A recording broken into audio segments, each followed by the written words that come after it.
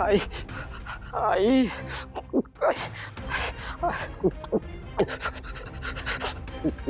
विश्वा, काय काय होतंय तुला?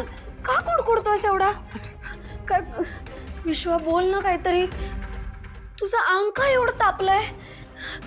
तनु, काय झालं असेल याला? विश्वा, काय होतंय तुला?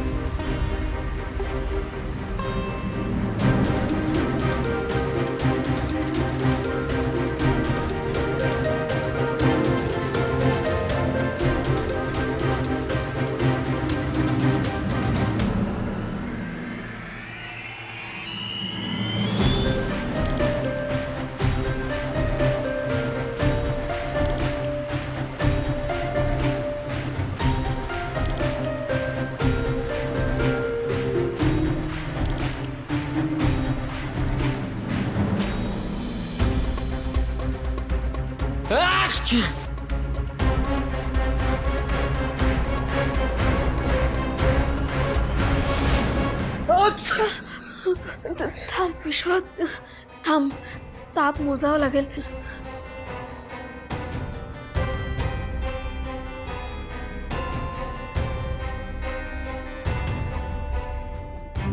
एकच मिनिट थांब विश्वा.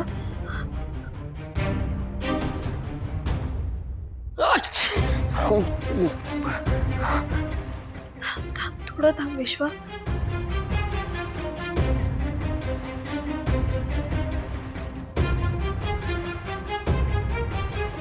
104 ताप आहे.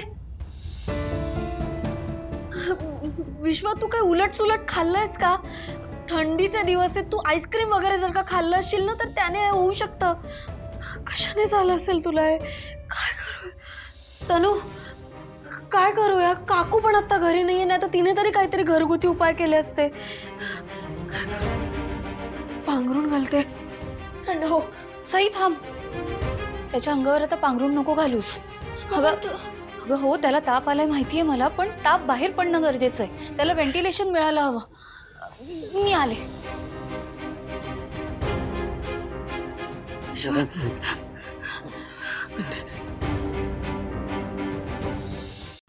विश्वा, हा, हे घे.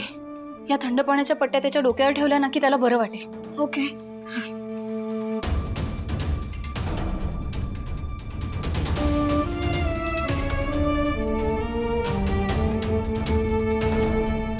थांबा.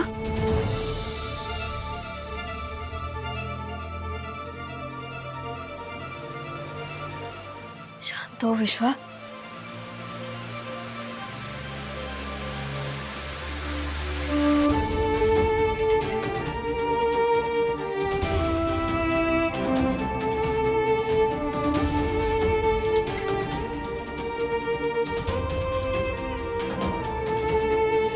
सई, हा, त्याला जरा उठून बसवतेस. त्याच्यासाठी गरम गरम सूप आणलंय, बरं वाटेल त्याला. ओके. विश्वा, थोडं उठून बस.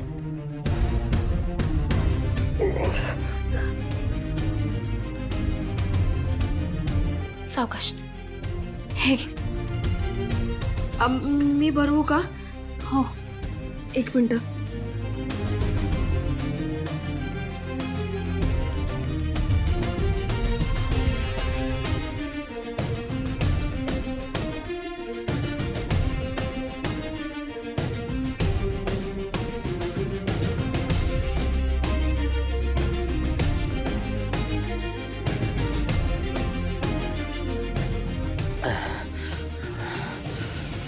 बरं वाटतंय का विश्वा?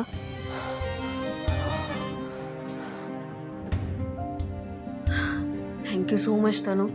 सूप प्यायल्यावर त्याला आता बरं वाटतंय. थँक्यू थँक्यू की सूप दिलास. तोंडाची चव गेली होती, पण आता वीकनेस जरा कमी वाटतोय.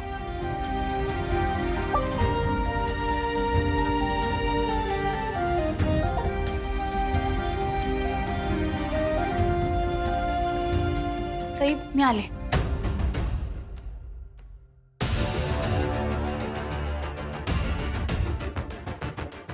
झालंय? हो. हे काय? काढा आणलाय त्याच्यासाठी. हा प्यायल्याने त्याच्या घशाला पण शेक मिळेल आणि शिंका पण जरा थांबते. दे. ओके. विश्वा, काढा घे.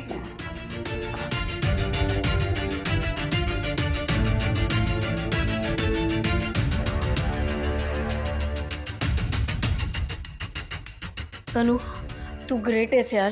मला ना या अशा सिच्युएशन्समध्ये इतकं पॅनिक व्हायला होतं, एकदम काही सुचतच नाही. पण तू इथे आहेस तर जरा घरगुती उपाय तरी करता आले. म्हणजे आता डॉक्टरना सांगता येईल सगळं. मी त्यांना कॉल करते. सई अगं, लगेच का डॉक्टरांना बोलवायचंय? म्हणजे बाहेरच्या औषध गोळ्यांचा मारा करण्याआधी आता आपण जे घरगुती उपाय केलेत त्याने काय फरक पडतोय का बघूयात. मी एक काम करते, कापूर आणि तुपाचा लेप आणि निलगिरी तेल पण घेऊन येते. थांबा. ठीक आहे, आले. थांब थांब थांब. तू किती पळापळ करतेस? तू थांब आता इथे. मीच जाऊन रुमाल आणि तेल घेऊन येते. थांब.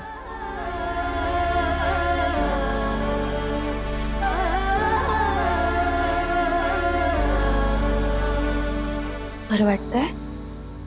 हो. थँक्यू सो मच जानू.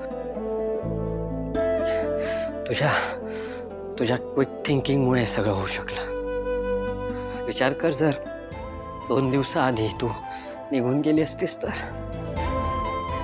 माझं काय झालं असतं.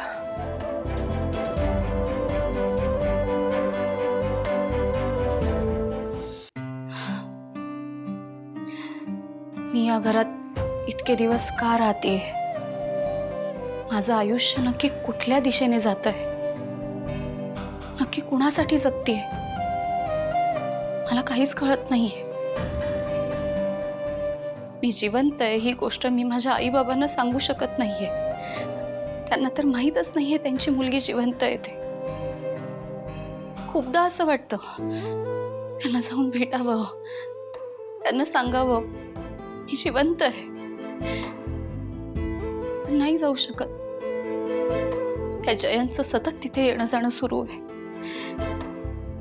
त्याच्यामुळे मला असं लपून राहावं लागतंय. कधी कधी तर हा प्रश्न पडायचा की माझ्या हसण्याने कुणाला फरक पडतो का? पण आता माझ्या हसण्याने कोणाला तरी आधार मिळालाय. हे ऐकून खरंच बरं वाटलं. तू आराम कर, मी आहे.